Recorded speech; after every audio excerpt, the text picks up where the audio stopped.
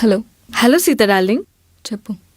Next month 5th నా marriage fix అయింది విజయవాడలో.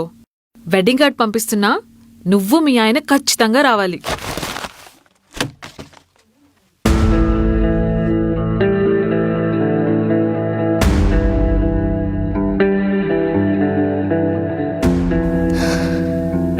ఓ, పెళ్ళికొడుకు ఎవరు? లాస్ట్ వీక్ ఫ్యామిలీతో ఒక బర్త్డే పార్టీకి వెళ్ళానే. అక్కడ అమ్మ చుట్టాల్లో ఒక అబ్బాయి.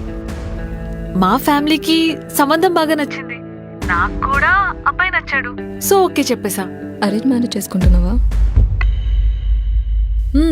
అసలు లవ్ మ్యారేజ్ తప్ప అరేంజ్ మ్యారేజ్ చేసుకున్నా, నువ్వే అరేంజ్ మ్యారేజ్ చేసుకున్నావు. నేను చేసుకోకూడదా? నువ్వు మీ ఆయన వచ్చేయండి.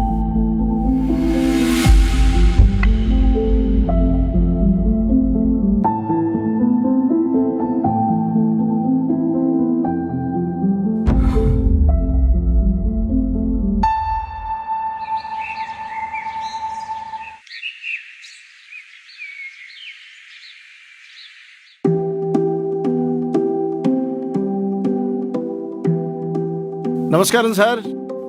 శంకర్ గారు రండి రండి. అమ్మా సీత, అంకుల్కి మంచినీళ్ళు తీసుకురామ్మా. నాన్న చెప్పండి, ఏంటి సంగతులు, ఎలా ఉన్నారు? బాగున్నాను సార్. ఇంట్లో అంతా బాగున్నారా? అంతా బాగున్నామండి. ఏమ్మా సీత, బాగా చదువుతున్నావమ్మా? చదువుతున్నాను అంకుల్.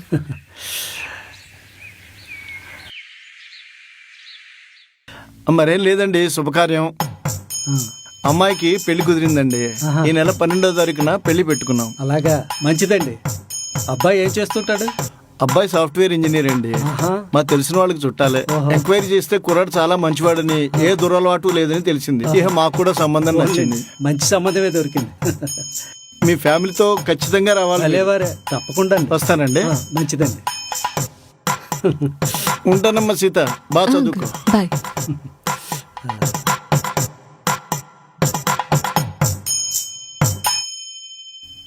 ఏమిటో, కళ్ళ ముందు పెరిగిన పిల్లలు అప్పుడే పెళ్ళిళ్ళు కూడా అయిపోతున్నాయి. నాన్న, ఈ ఎంక్వైరీలు చేయడం ఏంటి? చెయ్యాలమ్మా.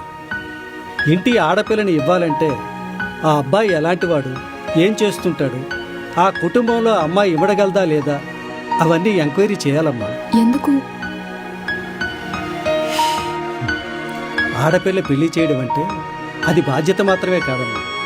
ఆ తల్లిదండ్రులు వాళ్ళ జీవితంలో తీసుకునే ఒక ముఖ్యమైన నిర్ణయం. అందులో ఎలాంటి పొరపాట్లు జరగకూడదు. అందుకే ఈ జాగ్రత్తలన్నీ. రేపొద్దున మన చంటి బాబుకి కూడా ఇలాగే సంబంధం వచ్చిందనుకో, అప్పుడు వాళ్ళు కూడా ఇలాగే ఎంక్వైరీ చేస్తారు కదా నాన్న? చేస్తారు. ఒకవేళ వాళ్ళు నీ దగ్గరికే వచ్చి అడిగారనుకో, అప్పుడు ఏం చెప్తావు?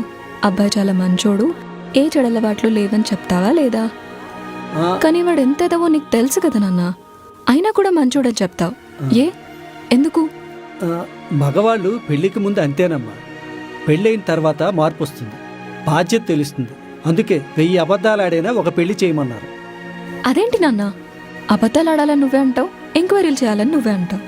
ఇదేం లాజిక్? రేపొద్దున నా పెళ్లి కూడా ఇలాగే చేస్తారా నాన్న? నువ్వు ఉండవే బాబు. మ్యారేజ్ అంటేనే కన్ఫ్యూజను, నువ్వు మళ్ళీ కొత్త కన్ఫ్యూజన్లు పెట్టకు. అసలే మా ఇంట్లో నాకు పెళ్లి సంబంధాలు చూస్తున్నారు, నీతో పెట్టుకుంటే నా పని అంతే.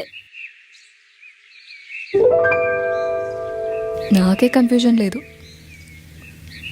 నేను చాలా క్లారిటీగా ఉన్నా. నేను డిసైడ్ అయిపోయా, అరేంజ్ మ్యారేజ్ అస్సలు చేసుకోను. నాకెలాంటి వాడు కావాలో నేనే డిసైడ్ చేసుకుంటా. అలా అయితే నువ్వు లవ్ మ్యారేజ్ చేసుకోవాలి. అవునా?